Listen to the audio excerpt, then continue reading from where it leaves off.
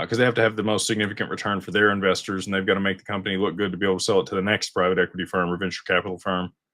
I think family offices are probably going to be the go-to solution that most companies are going to be looking for investment from, because they tend to be a much more longer-term minded versus some of these fund structures. And I get the fund structure, right? Like, people want their return, and they want it in a reasonable amount of time. If it's stretched out longer than 5 or 10 years, they don't get that money back. I mean, look at Ripple. Like I said, there's plenty of people that ran on a seed round or Series A for Ripple that have been holding that for 12 plus years.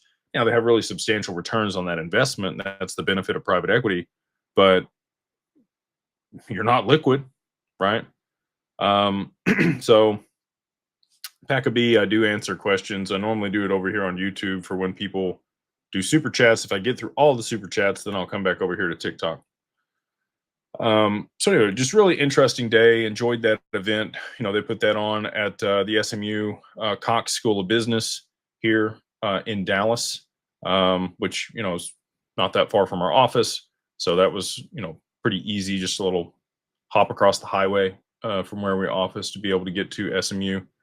And yeah, really liked that, and excited to continue to work with Lee and the Texas Blockchain Council to continue to innovate here in Texas and bring capital markets in and to this new technology, and kind of merge those things and figure out how to work with the traditional players in that capacity. NASDAQ has applied to the SEC to tokenize their stock market, and I think it was approved.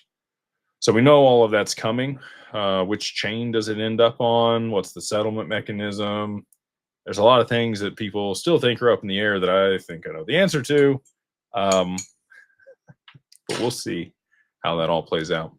So without further ado, we got a lot of people over here on YouTube and on X and on Facebook and over here on TikTok also. So again, I just want to say thank you.